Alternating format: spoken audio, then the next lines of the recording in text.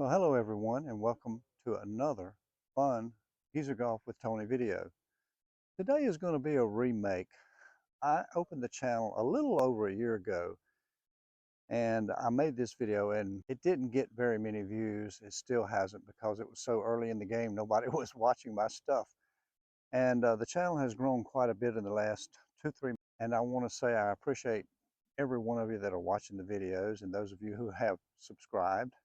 But I wanted to remake this video. It's about golf balls. I don't have the same sense of importance of what golf ball I use than most people who have been led to believe by the manufacturers that one ball is better than the other and so forth. And I'm sure there are some subtle differences, but when you really get down to it and you're playing golf with it, how much can it affect your score? That's the main thing. So what I'm going to do today is I'm going to play 9 holes with a striped range ball, just like the ones you hit at the range. As a matter of fact, I borrowed it from the range. And we're just going to play golf with it, and we're going to see. I'm going to take note of, do they go the right distance? Do they stop as well as they should? How are they around the greens, etc.? And I'll be talking about that as we play. So I'm of a belief that it's just not that big of a deal. So let's get going and see how this works out today. And we're on the first hole here at Siler City Country Club. It's a par 4, 354 yards straight away.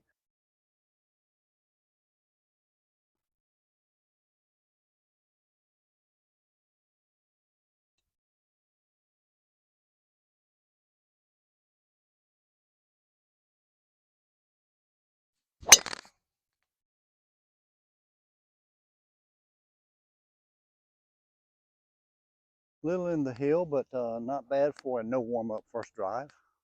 So after an okay drive, not great, not terrible, I'm left with 115, which is pretty normal.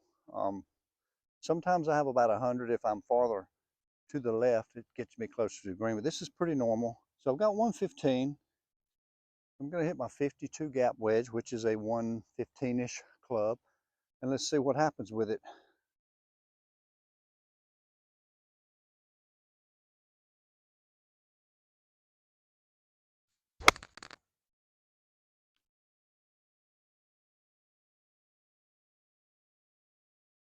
Wow, really good. Looks like it's about 10 feet, and it stopped. And so this range ball hits the green right here. There's the ball mark, and it's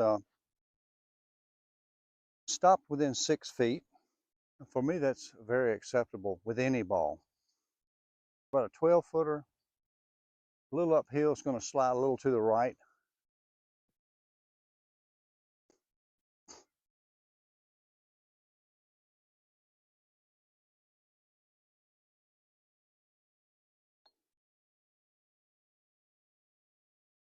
I didn't give it enough break, and I hit it a little too easy.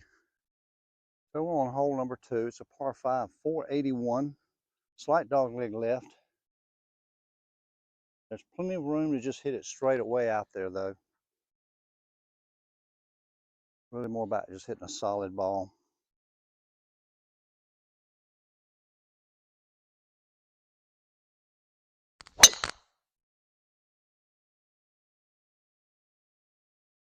That's decent. And again, I hit it a little bit in the heel.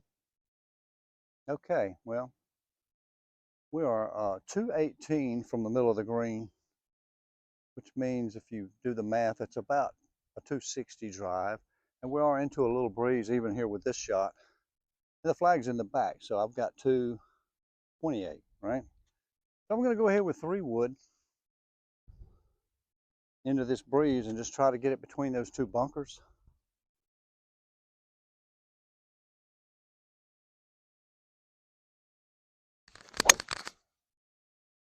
Well, I've gone at the bunker. I'll probably be in it.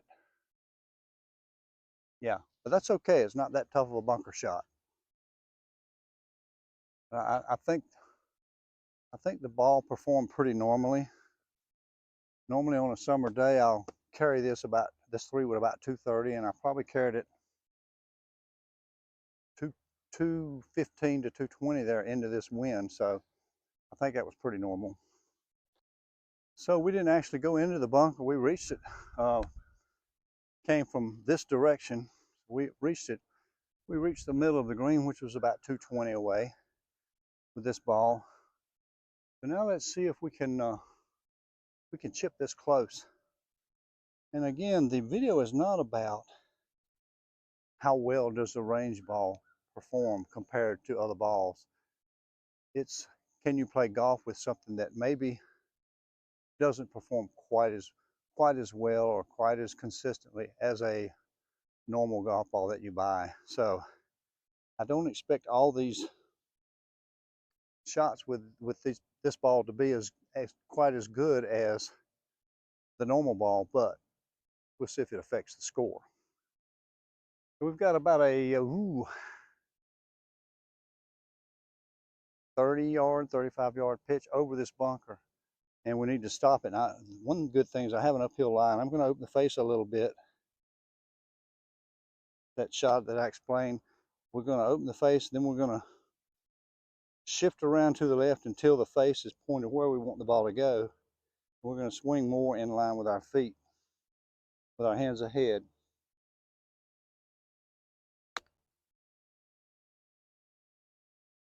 Hey, that's not bad. I think it's about 5 feet. Okay, it ended up being more like 9 feet, not 5.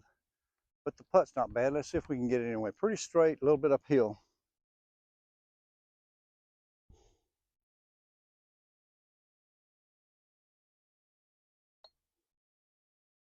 Yeah.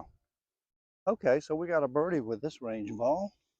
Okay, so we all know by now I'm hitting a range ball. I'm going to focus less on that and more on the shot at hand and talk about what I'm thinking and what I'm trying to do. So we're on number 3, par 3. We've got a very front flag and 162 yards. Well, 160 is my normal 8-iron, and this green, I happen to know, leans a lot straight back toward me. So what does that mean? It means we do not want to go past the flag. Even if we're on the green much more than 10 or 15 feet, we're in likely 3-putt territory. So because of that, I'm only going to hit an 8-iron, and I hope it gets there, and if it's just short, I'm fine with that. So there's no rule in golf that says you have to carry the ball to the hole or even to the green. I'm playing to shoot a score, and I'm a little more conservative or defensive than a lot of people that will go aggressively at it, and maybe that 1 out of 10 they hit great is they'll make birdie, but they're going to bogey 3 or 4 of the other shots because they go long. So I'm going to hit this 8-iron and try to get it there, and if it's just short, it'll be an easy up and down chip.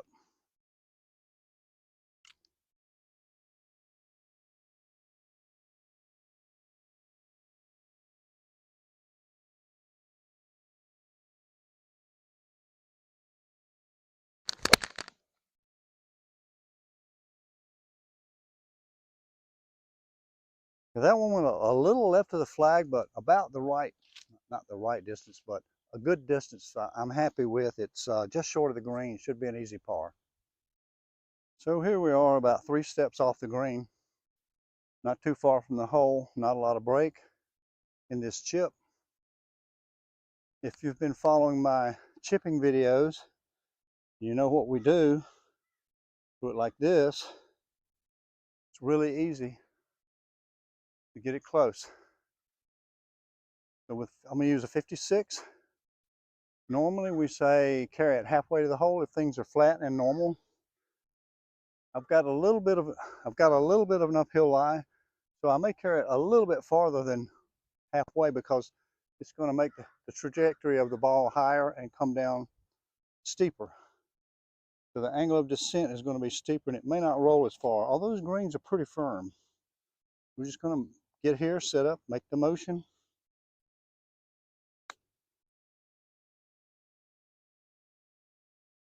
Actually broke left, and I thought it was going to break right, but it's still, you know, a tap in, so I'm good with it.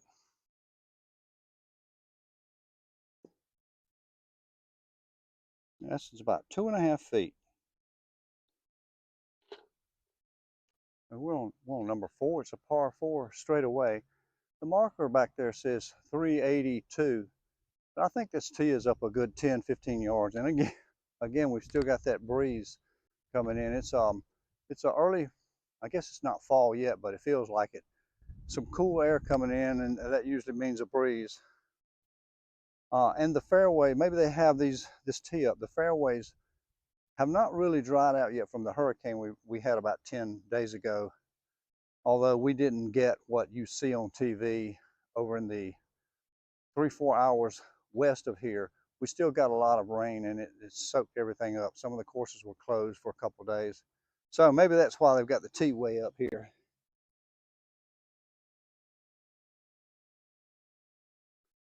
Oh, let's see what this range ball can do here.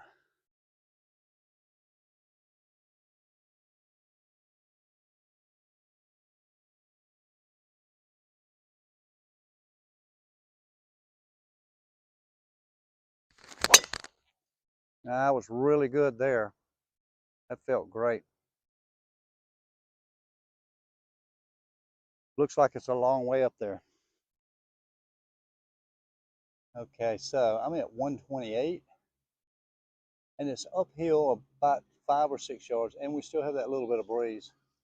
So I've got 128. I'm going to go ahead with this A wedge, even though it's 125 club.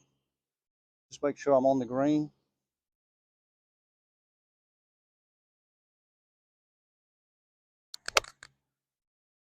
That looks pretty good.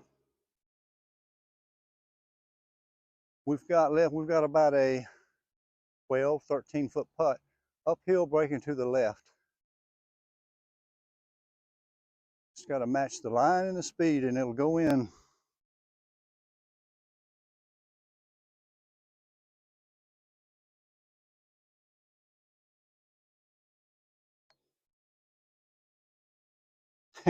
And I wimped it again. Gosh. Hole number 5 here is a par 4, 370 yards. Very sharp dogleg left. We've got to keep the tee shot left of that lighter colored tree trunk. And so I'm going to hit 3-wood here just to feel a little safer in case it doesn't turn over. Maybe it won't reach the woods. The farther right you go here, the closer the woods are. The farther left you go, of course, the farther the trees are away from you. So you want to hit it left a little bit.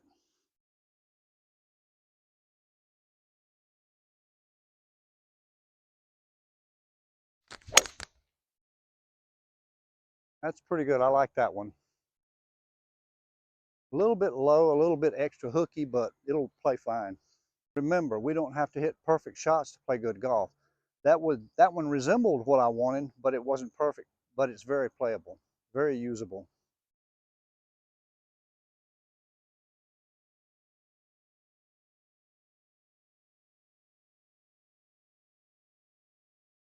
So that semi-toe hook 3-wood ended up here in the rough, and I don't know if the camera shows. It's not a great light. It's sitting down a little bit, as it tends to do this time of year, especially in this Bermuda grass here in the south. And I have 152 yards to the back pin. So I'm going to go with 9 because I know there's a 2-tier and it's on the upper tier in the back. There is a chance this could fly and go long, but it doesn't really look like a flyer lie. So I'm just going to hit this a normal swing and not worry about it.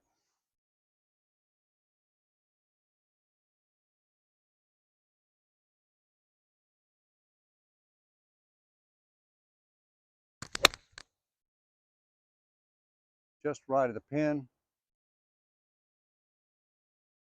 Yeah, it's in the back fringe. Well, maybe not.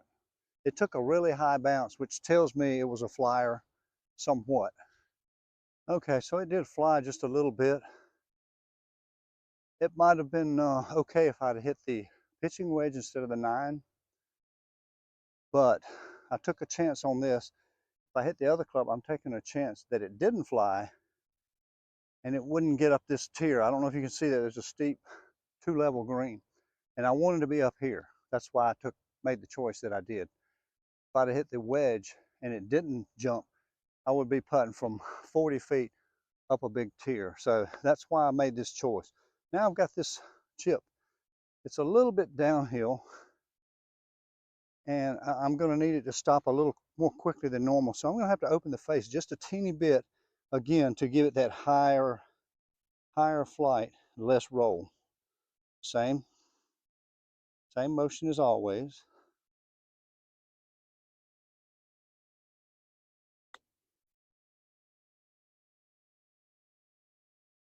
One foot. You know, you can make a par on a hole with just one good shot. If it's the right shot, it can be your approach shot, it can be a chip, it can be a putt. It's not going to usually be your tee shot, although you need that in play. So I hit a bad tee shot, well, not bad, but not really good. And I hit a not so great second shot, or it didn't turn out so great. But the third one gave me a little tap in. So sometimes just one good shot at the right time is all you need to make a par. Okay, we're on number 6 tee. It's a par 5. I'm not sure of the yardage, but I'm going to say from this white tee, probably about 490, and your second shot's going to be going up a hill. The problem with reaching this green in 2 is that there's a creek down there in the bottom that I can reach. So I have to kind of lay up. And how am I going to do that? I could hit some other club, but what I generally do is I'll take the driver and tee it much lower, as you see there. Sometimes I even hit it off the ground. And that keeps it from going out its full potential distance. It keeps me short of the ditch. So we're going to go out just kind of out to the left and maybe a teeny bit of cut, or maybe not. Either one is good.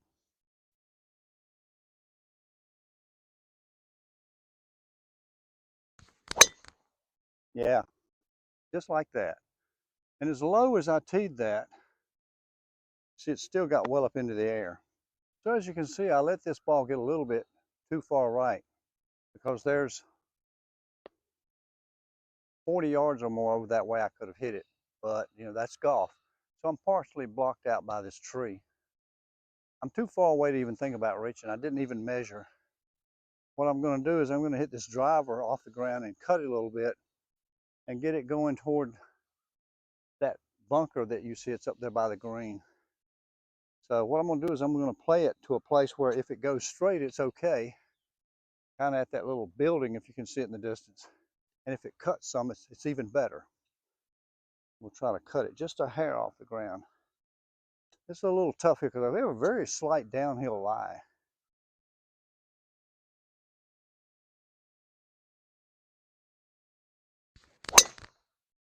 And yeah, it went straight, but it's okay. It's fine. Okay, we got 65 yards hitting out of a wet area. We got to get it there. The flag's on the front. We just need to whack it up on the green and have a birdie putt.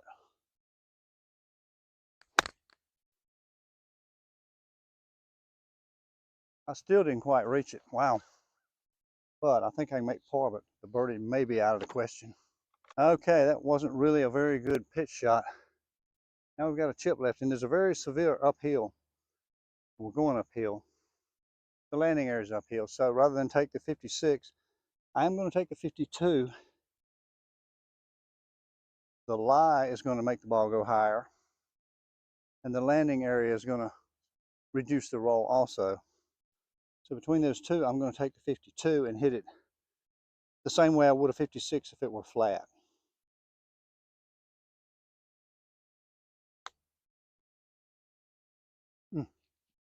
Almost made it. Okay. In case you can't pick up the flagstick, it's directly in line with that tractor back there. And number 7, par 3, 151 from right here to the flag. I'm going with 9. Hit a good 9, should get over that bunker no problem.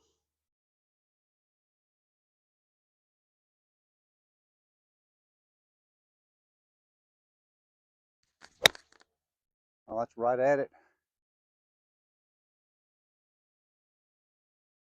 I can't see it on the green, but it's got to be pretty good. Okay, so we end up 21 feet short. Ball mark is right here at my foot. So it stopped and went actually jumped a little left because of the hill. I might could have hit one more club, but here's the problem. You got to be comfortable and feel good with what you're hitting. If I'd have put an 8 in my hand, I would have felt like it was probably too much.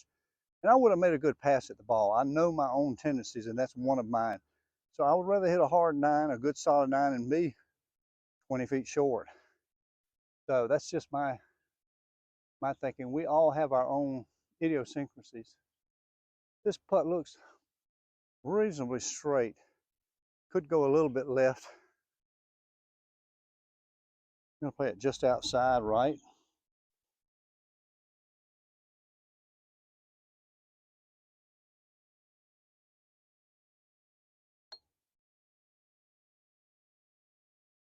Yeah, just hit it, man. We have reached the 8th hole. Par 4, 366 yards, dogleg right. Tee shot plays very uphill, and then the second shot plays a little uphill. So it's going to play a lot longer than 366. We see the fairway bunkers out to the right, and we don't want to be anywhere near those. Let's just hit it up the middle. Take what the shot gives us. We should be fine. From the tee, it always looks like you're losing a lot by not cutting the corner, but you aren't. You usually get up there and it's not even 10 yards difference.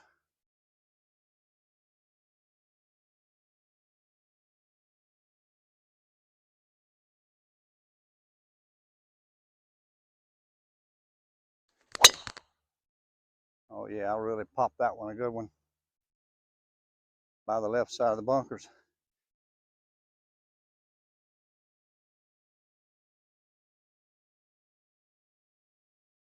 Wow, that was a pretty big drive to be uphill like that. Must hit the lively side of that range ball. Okay, so we've got 124 left to a back pin. And it plays a little uphill. So I'm going to go with the A wedge, which is a 125 club anyway. Don't want to go over again. In these grooves a little bit. Just want to hit a good solid shot on the green. Have a chance for bird.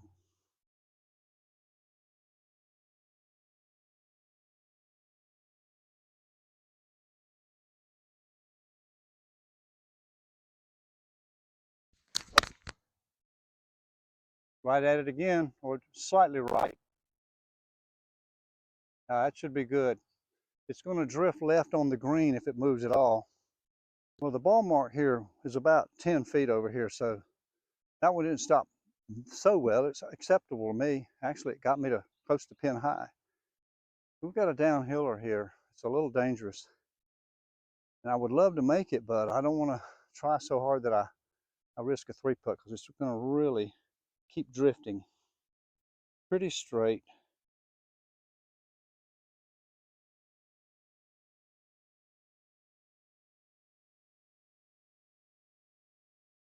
Wow. Okay, maybe I hit it there. I don't know, but we've reached hole number 9. It's a par 4, mostly straight away. It goes a little left. It's only about 300 or so yards. The young boys will be knocking it on. The geezers are hitting driver wedge or more. So it's just going to try to hit a good solid drive. Need to keep it a little bit right because the fairway cants so far downhill to the left that if you go down the left side, it'll kick you over into trouble. Right at the parking lot will be good.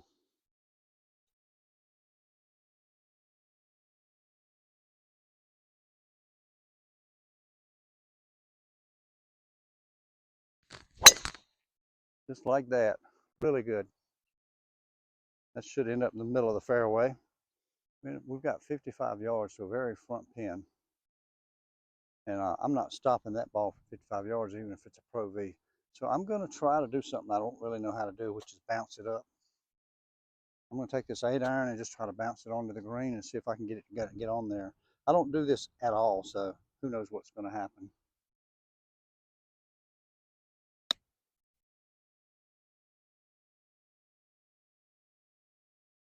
Hey, I think it's on the front fringe. I'll take it. We've got about 25-ish feet. A lot of break to the left. A little bit downhill. Just if we can feel it over there, maybe it'll go in.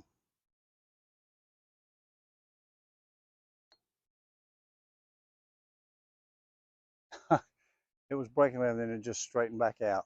I hit it the way I wanted to. That's all you can do.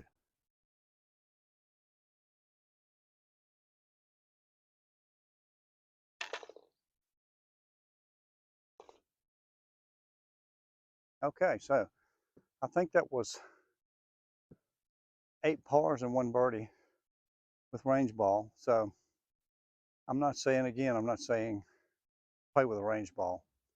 What I am saying is you don't really have to spend $50, $55 a dozen for good balls. I just don't think that for most of us is going to help our game. Unless it's psychologically you think it helps you, then it probably will. So, you know, do what you will. But I think I just gave an example of I could have done this with a noodle, a nitro, a top flight, a Pro V, TaylorMade, any ball, Callaway. I would have shot probably the same score. So take that for what it's worth. And I hope you learned a little something. And for now, this is Geezer Tony signing off. Till next time.